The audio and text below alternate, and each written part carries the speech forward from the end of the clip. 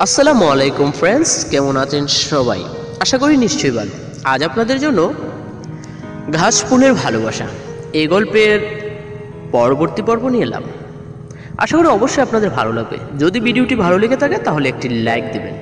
আর ছোট্ট একটি রিকোয়েস্ট, আপনি যদি এখন আমাদের চ্যানেলটি সাবস্ক্রাইব করে না থাকেন, প্লিজ এখনই সাবস্ক্রাইব করুন এবং পাশে থাকা বেল আইকনটি ক্লিক করুন। আর যদি অলরেডি সাবস্ক্রাইব করে থাকেন তাহলে জানাই অসংখ্য ধন্যবাদ। তো ফ্রেন্ডস, সময় বেশি নষ্ট না করে চলুন গল্পে ফিরে যাই। সকাল হয়ে গেছে অনেক আগে, কিন্তু ঈশা এখনো রুমের দরজা খুলেনি। কয়েকবার বড় মা এসে ডেকে গেছে। সারা রাত জেগেছিল, গোমো চোখ থেকে উদাও হয়ে গেছে। একসময় ঈশানের ছবি বুকে জড়িয়ে কাঁদতে কাঁদতে ঘুমিয়ে পড়ে। রাতের শেষ ভাগে ঘুমানোর কারণে এখনো উঠতে পারে। মিলি এসে বলল, ঈশাপু, ঈশাপু, দরজাটা খোলো। ঈশা আড়মোড় ভেঙে ঘুম থেকে উঠে বসে। তারপর ঈশানের ছবিটা হাতে নিয়ে কতক্ষণ তাকিয়ে থাকলো। খাটের পাশে ছবিটা রেখে এগিয়ে গিয়ে দরজাটা খুলল। ঈশা বলল, কেন রাখছো? মিলি বলল, আপু, তাড়াতাড়ি ফ্রেশ হয়ে নাও, নাস্তা করবে তো? ঈশা বলল, এখন ভালো লাগছে না। মিলি বলল, সাহিল ভাই এসেছে, তোমার সাথে দেখা করবে। ঈশা বলল, ও আচ্ছা, তুমি যাও, আমি ফ্রেশ হয়ে আসছি। 5 মিনিটের মধ্যে ঈশা ফ্রেশ হয়ে নিচে গেল। ঈশাকে দেখে সাহিল বসা থেকে উঠে দাঁড়ালো। সাহিল ড্রয়িং রুমে বসেছিল। সাহিল অবাক হয়ে তাকিয়ে আছে ঈশার দিকে। মাত্র কয়েকটা দিনে চেহারাটার কি হাল হয়েছে। ঈশার এই অবস্থা দেখে সাহিলের বুকটা কেঁপে উঠল। বুকের ভেতরে প্রচন্ড যন্ত্রণা অনুভব করলো সাহিল। অনিচ্ছা সত্ত্বেও সাহিলের চোখ জোড়া সলসল করে উঠল। ভালোবাসার মানুষটাকে এভাবে দেখতে কারোই ভালো লাগে না। ভালোবাসলেই যে তাকে পেতে হবে এমন কোনো কথাও নয়, কিন্তু ভালোবাসার মানুষটা যদি ভালো থাকে, সুখে থাকে, তাহলেই তো শান্তি। কিন্তু ঈশাকে এভাবে দেখে এই মুহূর্তে একটু ভালো লাগছে না সাহিলের। ঈশা এগিয়ে গেলে সাহিলের দিকে তাকিয়ে বলল, কেমন আছো? সাহিল চুপ করে রইল। ঈশা বলল, সাহিল বসো। ঈশার কথায় শতবম্বি ফিরে আসলো সাহিলের। সাহিল বসে বলল, কেমন আছো তুমি? ঈশা বলল, ভালো, তুমি কেমন আছো? সাহিল বলল, ভালো। কি হাল করেছো নিজে, একবারও তাকেও দেখেছো? ঈশা ম্লান হাসি হেসে বলল, কেন, আমি তো ভালোই আছি। সাহিল বলল, কেমন ভালো আছো তা তো দেখতেই পাচ্ছি। ঈশা বলল, তোমার তো আর অল্প কয়েকদিন পরেই এক্সাম, তা পড়ালেখা কেমন চলছে? সাহিল বলল, এই চলছে একরকম। ঈশা বলল, একরকম চললে হবে না, ভালো রেজাল্ট করতে হবে তো, সবার কত আশা ভরসা তোমাকে নিয়ে। সাহিল চুপ করে রইল। ঈশা বলল, আন্টি কেমন আছে? সাহিল বলল, আলহামদুলিল্লাহ ভালো আছে। ঈশা ঈশা বলল, সাহিল বলল, আমি তোমাকে বিয়ে করতে চাই। তোমাকে এভাবে কষ্ট পেতে দেখে আমার একটু ভালো লাগছে না। ঈশা বলল, তুমি কি পাগল হয়ে গেছো সাহিল? এসব কথা কেন বলছো? সাহিল বলল, ঈশা, আমি সত্যি বলছি। তুমি যদিও চাও আমি তোমাকে এখনই বিয়ে করতে প্রস্তুত। আমি বাবা মাকে এখানে পাঠাবো, বলবো সবার সাথে কথা বলতে। ঈশা বলল, সাহিল, তোমার মাথা খারাপ হয়ে গেছে। তুমি কি করে এসব কথা বলতে পারছো? তুমি জানো আমার মনের মধ্যে দিয়ে কি যাচ্ছে? আমি প্রতিনিয়ত কতটা কষ্ট পাচ্ছি, আমি ওনাকে কতটা ভালোবাসি তা শুধু আমিই জানি। মাত্র কটা দিন হলো উনি আমাকে ছেড়ে চলে গেছে, আর আমি অমনি ওনাকে ভুলে গিয়ে ড্যাং ড্যাং করে বিয়ের আসরে গিয়ে বসবো? কি করে ভাবতে পারলে তুমি? আমি জীবনে ওনাকে ভুলতে পারবো না, আর না আমি ওনাকে কখনো বলতে চাই। তুমি কেন তোমার মতো এমন হাজার জন আসলেও আমি কখনো বিয়ে করব না। কথাগুলো বলতে বলতে ঈশা কান্নায় ভেঙে পড়ল। সাহিল বলল, সরি ঈশা, প্লিজ কান্না থামাও। ঈশা বলল, আচ্ছা সাহিল, তোমার কি এখনো মিলিকে ভালো লাগছে না? সাহিল চুপ করে রইল। ঈশা বলল, কি হলো বলো, চুপ করে আছো কেন? তুমি যে আমাকে এই কথাগুলো বললে একবারও কি ভেবে দেখেছো মিলি কথাগুলো জানলে কতটা কষ্ট পাবে? মেয়েটা তোমাকে পাগলের মতো ভালোবাসে আর তুমি কি বলছো ওর সাথে? সাহিল বলল, আসলে ঈশা আমার অনেক সময় লাগবে, আমি তোমাকে বলতে পারছি না ঈশা। যখন শুনলাম ঈশান ভাইয়া মারা গেছে তখন থেকে তোমার প্রতি আমার খারাপ লাগা অনেক গুণ বেড়ে গেছে। আমার মনে হলো কেউ একজন তোমার খুব প্রয়োজন, যে তোমার দুঃখগুলোকে মুছিয়ে দিতে পারবে। একটা সুযোগ দাও আমায়, দেখবে কখনো আমি তোমাকে কষ্ট পেতে দেব না। ঈশা বলল, প্লিজ শাহিন, আমার এসব কথা শুনতে ভালো লাগছে না। হ্যাঁ আমি মানছি আমার কারোর সঙ্গে প্রয়োজন, তাই বলে বিয়ে করে নিতে হবে এমন তো কথা না। বন্ধু হিসেবে তো পাশে থাকা যায়, ভালোবাসা যায়, তাই না? যাই হোক, এখন আর এসব নিয়ে কোনো কথা বলতে চাই না, শুধু একটা কথাই বলি, প্লিজ তুমি মিলিকে কখনো কষ্ট দিও না। মেয়েটা তোমাকে বড্ড ভালোবাসে। মিলি খুব সরল সহজ, ও কোনো কষ্ট পেলে সেটা সহ্য করতে পারবে না।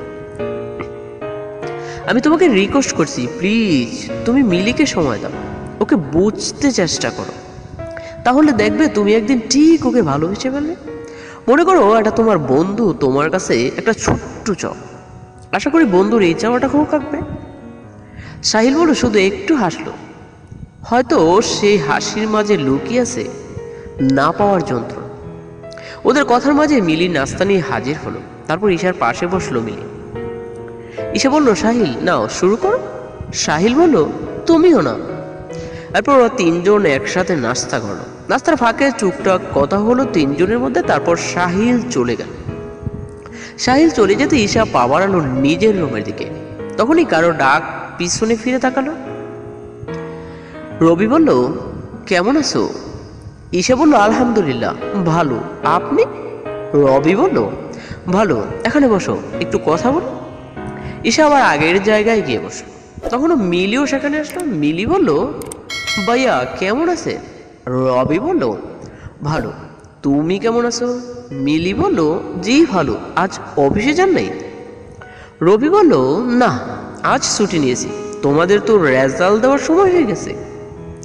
মিলি বলল, খুব টেনশন হচ্ছে। রবি বলল, ঈশা তুমি পরীক্ষা কেমন দিয়েছিলে? ঈশা অন্যমনস্ক হয়ে বলল, ভালোই। রবি বলল, তা কি নিয়ে পড়ার ইচ্ছা আছে তোমার? ঈশা চুপ করে রইল। ঈশা কিছু বলছে না দেখে মিলি বলে উঠল, আমরা দুজনেই সায়েন্স নিয়ে পড়ব। ঈশা আপুর শখ ডাক্তারি পড়বে, আর ঈশান ভাইয়ারও এটাই ইচ্ছা আছে। ঈশা বলল, আমার আর কোনো শখ নেই মিলি, যে আমার স্বপ্ন পূরণের দায়িত্ব নিয়েছিল সেই তো আমাকে ছেড়ে চলে গেল। এখন আর স্বপ্ন দেখি না, কি হবে স্বপ্ন দেখে? স্বপ্নগুলো যে পূরণ হওয়ার আগেই ভেঙে গেছে। কথাগুলো বলতে বলতে গলাটা দৌড়ে আসে। রবি বলল, কারো জন্য তো আর জীবন বসে থাকে না, এটাই প্রকৃতির নিয়ম, কেউ যাবে আবার কেউ আসবে, তাই বলে এভাবে জীবনটাকে গুটিয়েও না, ঠিক না? ঈশা বলল, ভাইয়া আমি একটু ওনাকে বলতে পারছি না, আমার প্রতিনিয়ত খুব কষ্ট হচ্ছে, আমি সহ্য করতে পারছি না। মাঝে মাঝে মনে হয় সুইসাইড করি, কিন্তু তাও পারছি না, কি করব আমি বলতে পারেন? কথাগুলো বলতে বলতে ঈশা কেঁদে ফেলল।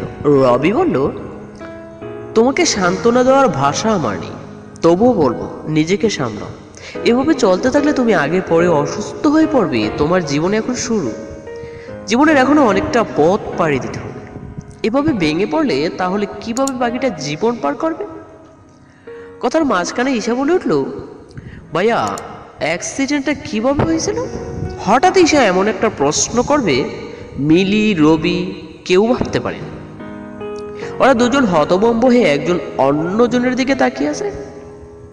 ঈশা বলল, প্লিজ বলুন না। মিলি বলল, থাক না আপু, এসব শুনে কি করবে, আরও খারাপ লাগবে তোমার। ঈশা বলল, আমি তবুও শুনতে চাই। রবি বলল, ওই দিন আমাদের সব ফ্রেন্ডরা মিলে একটা পার্টি দিই, সেটা আমি আর ঈশান কেউ জানতাম না। ওই দিন ওরা যখন পার্টির কথা বললো, তখন আমি ঈশাকে বলি পার্টিতে আসার কথা।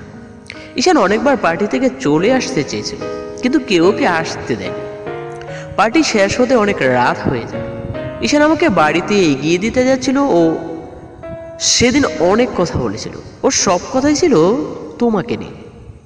তোমাকে ওর কেমন লাগে, তুমি ওকে অনেক ভালোবাসো, ও তোমাকে পেয়ে অনেক হ্যাপি, তুমি কোনটা পছন্দ করো কি অপছন্দ করো সব কিছুই ও সেদিন আমাকে বলেছিল।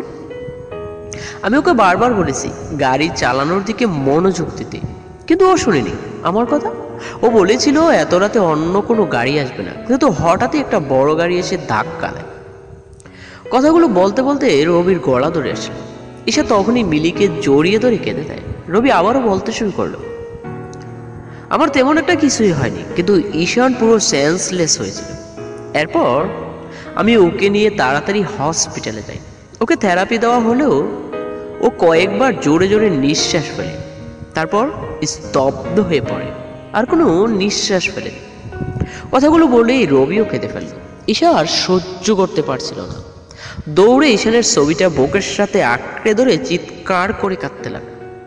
আজ আবার অনেকদিন পরে ঈশা এইভাবে চিৎকার করে কাঁদছে। ড্রয়িং রুম থেকে মিলি আর রবিও ঈশার কান্নার আওয়াজ শুনতে পাচ্ছে। ঈশার কান্নার আওয়াজ শুনে বড় মা দৌড়ে আসলো রান্নাঘর থেকে। তখনই ড্রয়িং রুমে ওদেরকে দেখতে পায়। বড় মা বলল, মিলি ঈশার কি হয়েছে, ও এভাবে কাঁদছে কেন? মিলি বলল, আসলে বড় মা ঈশাপুর রবি ভাইয়ের থেকে ঈশান ভাইয়ের অ্যাক্সিডেন্টের কথাটা জানতে চায়, আর সবটা শোনার পরই আপু দৌড়ে রুমে চলে যায় আর এইভাবে কাঁদতে থাকে। বড় মা বলল, কি দরকার ছিল ওকে এখন এসব বলা? কথাটা বলেই উপরের দিকে পা বাড়ালো বড় মা। তখনই রবি থামিয়ে দিয়ে এলো বড় মাকে। রবি বলল, আন্টি আপনি এখন যাবেন না, ওকে একটু কাঁদতে দিন, তাহলে ভালো লাগবে। বড় মা বলল, আর কত কাঁদতে দিব বলতে পারো? প্রতিনিয়ত কাঁদছে মেয়েটা, কি করব কিছু বুঝতে উঠতে পারছি না। রবি বলল, আন্টি আপনি এখানে একটু বসুন, আপনার সাথে আমার কিছু কথা ছিল। বড় মার কথা না বাড়িয়ে সোফায় গিয়ে বসলেন। রবি বলল, আন্টি এই মুহূর্তে আমার কথাটা আদৌ বলা ঠিক হচ্ছে কিনা জানি না, তবু আমি কথাটা বলতে চাই। বড় মা বলল, বলো। রবি বলল, আন্টি আমি ঈশাকে বিয়ে করতে চাই, ওকে এভাবে দেখে একটু ভালো লাগছে না, প্লিজ আমাকে খারাপ ভাববেন না, আমি ঈশার জন্যই বলছি। ওর কাউকে এখন খুব প্রয়োজন, প্রতিনিয়ত ওর কারোর সঙ্গ প্রয়োজন। এভাবে চলতে থাকলে ও আরো অসুস্থ হয়ে পড়বে। বড় মা বলল, আমি তোমার কথাটা বুঝতে পারছি, কিন্তু এই মুহূর্তে ঈশাকে এসব বলা সম্ভব না। সবেমাত্র আমার ছেলেটা চলে গেছে, ঈশা আমার ছেলের বউ, কি করে আমি এখন ওকে এসব বলবো? আমিও তো একটা মেয়ে, ঈশা যে প্রতিনিয়ত কত কষ্ট পাচ্ছে সেটা আমি ঠিক বুঝতে পারছি। ওই ঈশানকে হারানোর কষ্টটা বলতে আরো অনেকটা টাইম লাগবে। আমি তোমাকে ততক্ষণ ওয়েট করাবো না, তার আগে ঈশাকে বলবো, তবে সেটা এখন না, আরো কয়েকটা মাস যাক, তারপর। তাছাড়া রিশানের বাবা নেওয়াজের সাথেও এই বিষয়ে কথা বলতে হবে, আমি তো আর একা কোনো সিদ্ধান্ত নিতে পারি না। রবি বলল, আচ্ছা আন্টি আপনি যা ভালো মনে করেন তাই করেন, তবে আমি ঈশাকে সঙ্গে একটু মিশতে চাই। বড়মা বলল, পারো, তাহলে ওরও একটু ভালো লাগবে, এমনি তো কারোর সাথেই মিশতে চায় না। রবি বলল, আচ্ছা আন্টি তাহলে আজ আসি। বড়মা বলল, আজ থেকে যাও, দুপুরে খেয়ে যেও। রবি বলল, না আন্টি অন্য একদিন থাকবো। এরপর ঈশান চলে গেল।